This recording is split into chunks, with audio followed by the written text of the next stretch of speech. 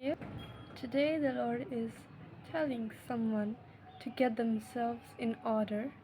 He is rebuilding you and He is sending reinforcements to you to make you great and expand you, to rebuild you and to restore you. He is remaking you into the vessel He needs you to be. God bless you. May the Lord keep you and cause His face to shine upon you. Amen.